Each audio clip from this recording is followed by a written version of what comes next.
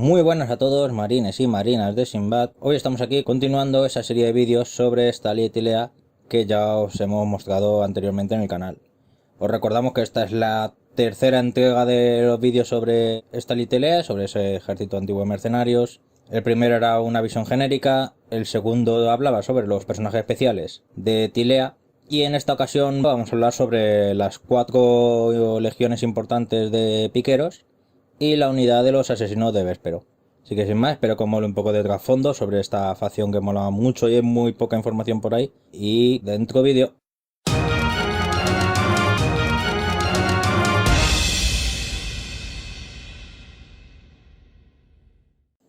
El primero de los regimientos que os voy a narrar es la Legión Perdida de Pirazo.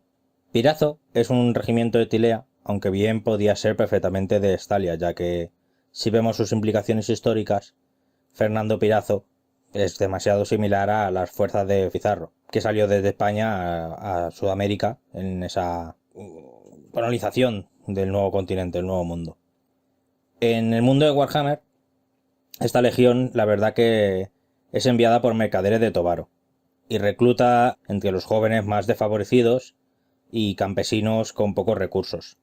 Flotan unos barcos, dentro de los cuales nombran a 3 capitanes, y uno de ellos es Fernando Pirazo. Este capitán, la verdad que era un capitán mercenario experimentado y bastante versado en el arte de la guerra, entonces lo que busca es que sus tropas estén siempre muy bien entrenadas. Se dedica todo el viaje a entrenarlas, al uso de la pica y la ballesta, ¿no? al uso mercenario, pero tiene un problema en cuanto ya pisa tierra en Lustria. Básicamente no se pone de acuerdo con los otros 2 capitanes y en el momento que desembarcan, pues los marinos del barco recogen anclas y se van con la paga de los mercenarios. Los otros 2 regimientos de los otros 2 capitanes que habían decidido que el dinero mejor se quedase en los barcos, obviamente pues no ven muy factible sus líderes y pronto se unen a la legión de Pirazo. ¿Qué hace Pirazo en este momento? Pues viendo que su flota ha huido y que se han quedado sin dinero y básicamente tirados en Lustria, en tierra clara muy hostil, pues se dedica a decir, espera, vamos a entrenarnos bien. Entonces se tira semanas formando bien a todas las compañías de mercenarios hasta que estén en su estándar de óptimo combate, los maneja, los entrena muy duramente, hasta que de repente se convierten todos en muy buenos luchadores de pica y ballesta. Y una vez ya considera que están formados, que todos los elementos discordes han salido de su órbita, o los ha matado o han huido a la jungla, y ve que ya están, que son tropas muy leales a él, pues decide infiltrarse dentro de la propia jungla. Se mete en la jungla de Lustria y dice, pues, honor o muerte. Ya que no tenemos oro, aquí tenemos que conseguir botín, porque ya que hemos venido, pues no nos vamos a ir. Ni podemos irnos, ni nos interesa irnos con las manos vacías. Entonces empiezan a explorar el interior de Lustria y pronto llegan a una ciudad templo de los hombres lagarto, en el cual ven un montón de tesoros, gemas, oro, etcétera, etcétera. Con lo cual, pues, básicamente entran, arramplan con lo que pueden, y cuando están saliendo, empiezan a ser atacados por hordas de hombres lagarto. Primero hostigadores eslizones, luego guardias de saurios, Croxigor, etcétera, etcétera, y al final ellos hacen como una especie de cuadro, no un típico combate de tercios, y consiguen repeler a todas las invasiones. El que cuando son hostigadores, pues atacan con las ballestas. Cuando son tropas de bloque, pues las picas no dejan que se acerquen a ellos y demás. Al caer la noche, muertos de cansancio y sed, Pirazo recibe como una especie de idea que le viene a la cabeza de forma misteriosa, de que quizá lo que podría hacer es ofrecerse como mercenario a las tropas del slam enemigo, de esos hombres lagarto, que es un poco lo que siempre hacía estos mercenarios. Si no puedo vencerles, pues me ofrezco a luchar por ellos y así al menos salvo el cuello. Entonces decide que van a dejar los tesoros y que van a salir de la ciudad. A la mañana siguiente ven que los tesoros les han sido devueltos, menos unas tablillas de oro bastante antiguas, todo lo demás les ha sido devuelto y además les han dejado un montón de calabazas con comida, agua y demás. A su vez, los saurios están haciendo una especie de corredor para que salgan de la ciudad, pero solamente en dirección sur. Pirazo entiende la idea de que los enemigos les están dejando avanzar hacia esa dirección y entiende que ahora forma parte es un mercenario a favor de los hombres lagarto. Viaja hacia el sur sin mayor problema de vez en cuando va encontrando que los hombres lagarto le van dejando en el camino comida y demás, hasta que de repente empiezan a encontrarse porque los hombres lagarto le está llevando hacia esa dirección. Cuando se acercan a la costa del vampiro, empiezan a ver que hay ejércitos de zombies que se ponen en su camino. Entonces, Pirazo comprende que es para lo que les han contratado, derrota a estos ejércitos zombies, que es el enemigo de los hombres lagarto, y llegando a la costa descubre que hay varios barcos naufragados, coge maderas, repara con lo que puede uno de ellos, carga los tesoros y regresa a lo que es el viejo mundo. Cuando el barco está a punto de hundirse, descubre en tierra y descubre que han llegado a las costas de Arabia. Se pone al servicio de varios mercaderes y varios nobles, hasta que por fin consigue regresar a Tilea con riqueza y fama por doquier. El segundo de las guardias de piqueros que voy a contaros de los mercenarios de Tilea es la Guardia Republicana de Rico. La Guardia Republicana fue creada en Remas por un grupo de mercaderes que en época de hambrunas y revueltas pues decidieron rebelarse a un tiránico príncipe que había ahí y crear una república. En esta guerra civil pues fue bastante dura, en la que muchos capitanes mercenarios pues caían a diario, como la peli de Starship Trooper, ¿no? O sea, asciendes porque ha muerto todos los de arriba. Así de repente pues un soldado común llamado Rico, que le llamaban el desarrapado porque iba siempre con la ropa manchada de sangre y bastante austero, pues de repente le toca ponerse al mando.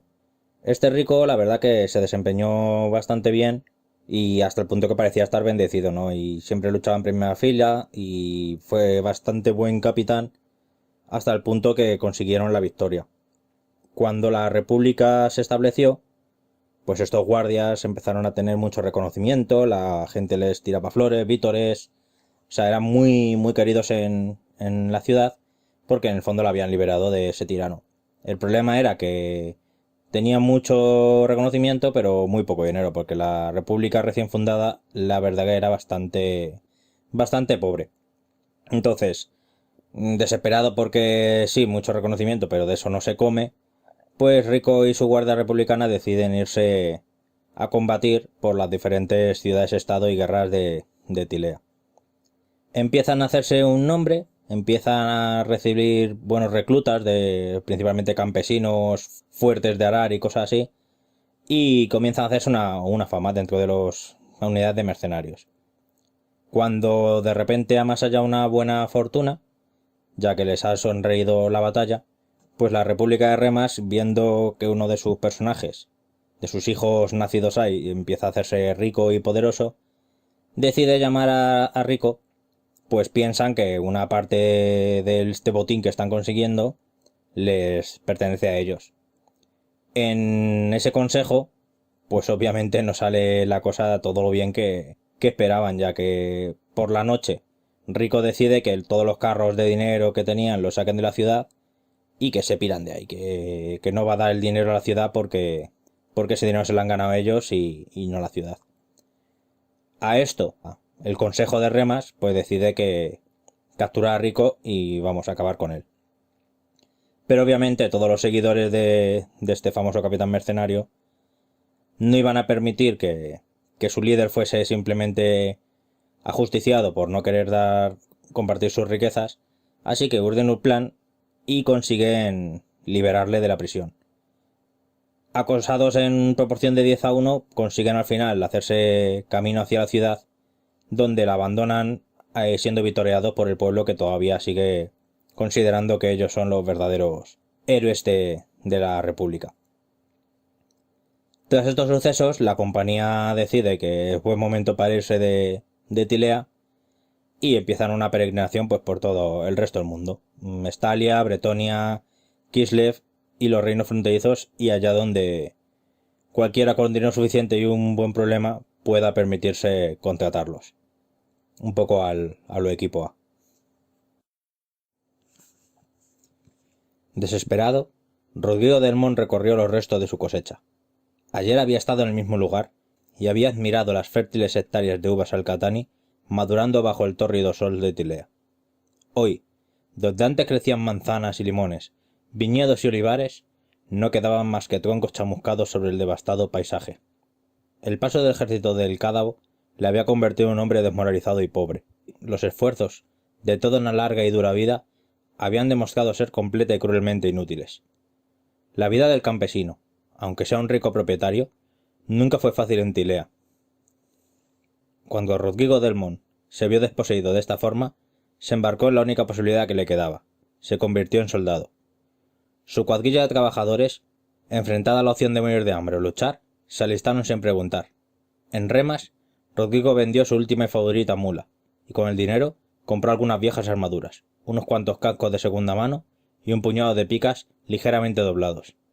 Con un poco de esfuerzo, unos cuantos martillazos y la ayuda de una olla humeante, los hombres de Rodrigo se prepararon para su primera batalla.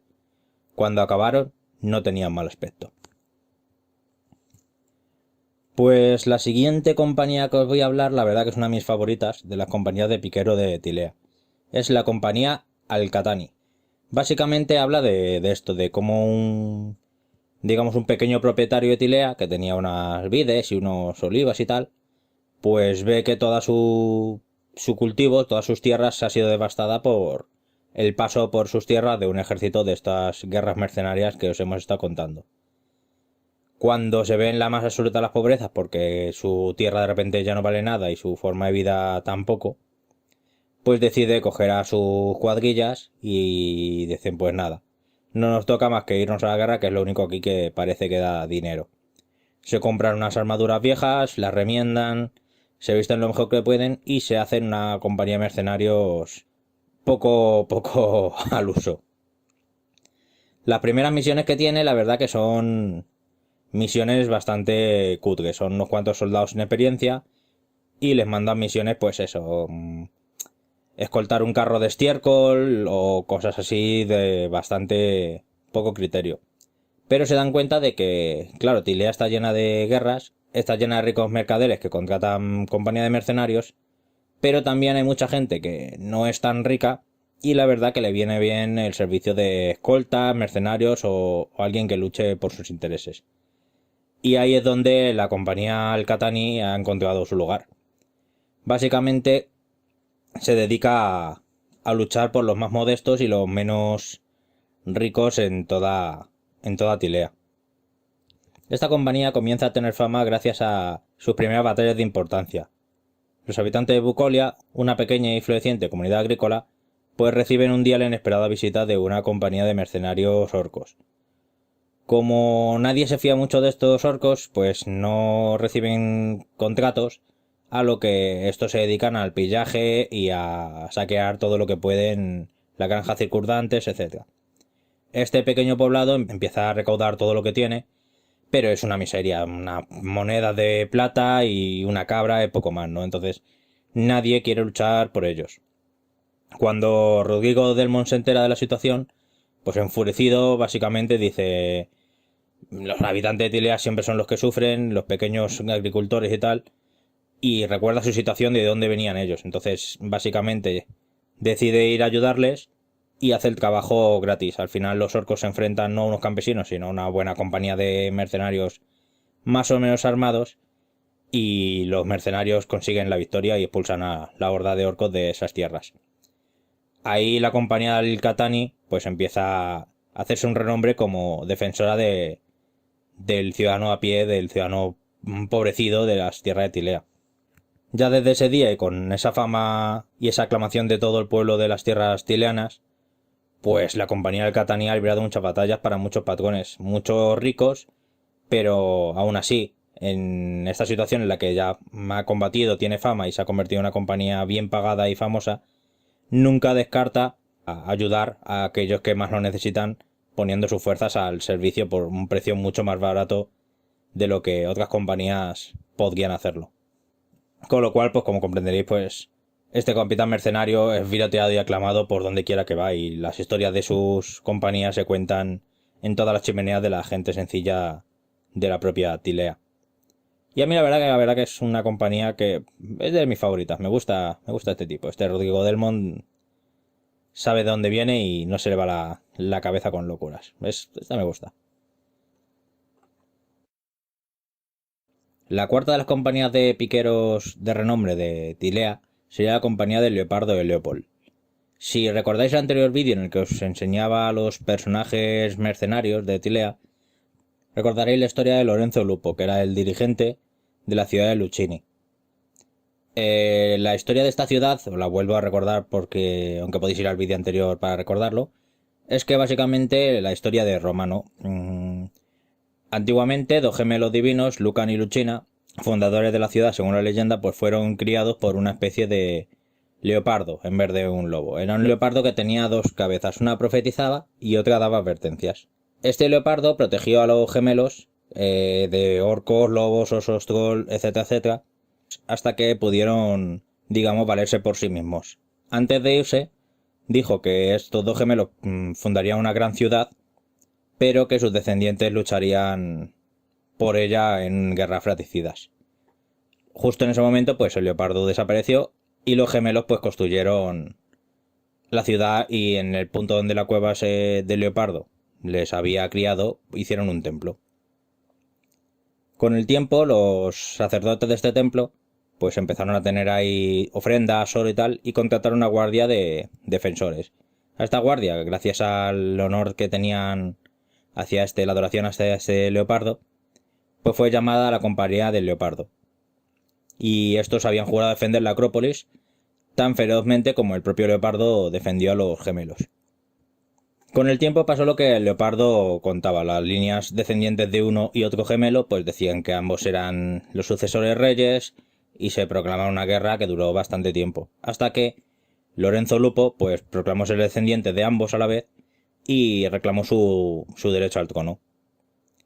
En este momento Leopold era el capitán de la guardia y a su vez era descendiente de Lucan, y decía por tanto que tenía derecho al trono. Se enfrentó a Lorenzo Lupo durante un tiempo en el que Lorenzo asedió la Acrópolis, pero al final los propios sacerdotes vieron que no podían ganar y despidieron a la compañía del servicio, uniéndose por tanto el propio templo a las tropas de Lorenzo. La guardia de Leopardo, que claro, no veía con buenos ojos ese despido de repente, pues decidió que la mejor manera de salvaguardar sus intereses y sobre todo su paga era saquear el propio templo, toda la riqueza que habían estado acumulando ahí durante años. Con lo cual tomaron el templo, lo saquearon y siguieron resistiendo las tropas de Lorenzo. Al final Leopold y Lorenzo llegaron a un pacto en el que podían llevarse el dinero y huir de la ciudad, pero a cambio Lorenzo tomaba el control de toda la ciudad, y a su vez Leopold pues renunciaba a los intereses dinásticos que tenía sobre el principado de esta ciudad. La compañía Leopardo, viendo que era una forma de salvar la cabeza, pues instó a Leopold a que aceptase el trato, y así lo hicieron, por tanto abandonaron la ciudad. Las sucesivas batallas después de esto fueron un fracaso. Muchas pérdidas, no conseguían imponerse en batalla, y la Guardia Leopardo empezó a atribuir que quizá el espíritu o los dioses del templo estaban cabreados con ellos porque habían jurado defenderlo, y en lugar de eso lo que habían hecho era saquear sus riquezas. Por tanto, se reunieron en consejo, y Leopold y la compañía decidieron que a partir de ahora cada victoria que tuvieran y cada paga que les dieran enviarían un tributo al templo para limpiar su mancha de honor. Las siguientes batallas, después de que decían esto, pues empezaron a ser victorias aplastantes, con lo cual la moral de nuevo de los hombres creció hasta un punto máximo, y digamos que se entraron en concordia de nuevo con sus dioses. Desde entonces el regimiento ha marchado de victoria en victoria, combatiendo en muchas tierras distantes, pero siempre recordando mandar una parte de los cofres a los sacerdotes del templo de Lucchini. Con esto damos por terminada lo que son las compañías de piqueros, y vamos a otras compañías un poco más variopintas, digámoslo así. Tras estas unidades de piqueros, hay muchas más unidades de Tilea que son muy características. Una de ellas, por ejemplo, son los asesinos de Véspero. Estos son unos duelistas que van a unidades hostigadoras, y vamos a contarnos un momento de qué va esta unidad. En principio, en Tilea la rivalidad entre nobles y mercaderes es tan grande que raro es el tipo que no contrate unos guardaespaldas. Básicamente son tropas que van con este noble, y en un momento dado pues hacen hostigamientos, luchas en los callejones, al típico más estilo Capitán Ana Triste. Se dice que esta unidad fue inventada por Estavio el Malo, que era un exiliado príncipe de Lucini. Este príncipe lo que hizo fue una unidad de guardaespaldas, contrató expertos duelistas y básicamente los demás mercaderes y nobles, cuando empezaron a notar el peligro que suponían estos tipos, pues básicamente le copiaron el estilo y contrataron sus propios duelistas. Al final este estilo de lucha, que con dos espadas, muy salir entre las sombras, aguijonazos y cosas así, el típico lucha de florete, capa y espada que podemos imaginar, pues se popularizó tanto que al final no solamente príncipes, sino también embajadores o exploradores, incluso capitanes mercenarios, los contratan para proteger los flancos y las retaguardias de sus unidades de piqueros. La más famosa de estas unidades es la que os estamos narrando. Pertenece a los duelistas que acompañan al joven Véspero. Véspero era un joven bastante gañán, ¿no? Un poco un tío con cara, un tío con pues muy de su época, ¿no? Que básicamente se podría definir como una testadura muy amplia acabada en un aguijón final que era su espada. La historia de Véspero es que era un joven de la ciudad de Lucchini, el hijo de un mercader, pero tuvo líos de faldas. Al final tuvo que salir huyendo de la ciudad de Lucchini y se empezó a enrolar en escoltas de mercenarios. Se exilió a la ciudad de Berezo, donde poco a poco también empezó a tener más líos de faldas. Al final, pues eso, líos de faldas, duelos con otros casas importantes de mercaderes. Se creó una mala reputación y básicamente raro era una familia noble de Berezo que no quería cargarse a este Véspero. Así que al final le hicieron una redada contratando otros duelistas para que acabasen con él. Véspero consiguió huir a duras penas y nada, al final decidió que lo mejor que podía hacer era no asentarse. Reclutó una banda de duelistas que siguiesen su estilo de lucha y comenzó a ofrecer sus servicios a diferentes capitanes mercenarios como duelistas en el campo de batalla. Así que como era esperar, pronto se ganaron una gran reputación, no solo en peleas callejeras, sino en diversas batallas, golpes de estado y revueltas por toda Tilea y más allá. Y hasta aquí el trasfondo por hoy. Ya recuerdo que dije que iba a ser un vídeo a las unidades de renombre de Tilea, pero bueno, se ha alargado un poco, como veis creo que tampoco hay que saturar. Así que para la semana que viene seguramente tengáis la segunda parte de este vídeo, que es el resto de unidades de renombre de Tilea, que ya está grabado, así que simplemente era para no hacer que este vídeo durase eternamente. Así que nada, si os mola el trasfondo de este viejo mundo, pues aquí estamos para contarlo. Un saludo y hasta la próxima.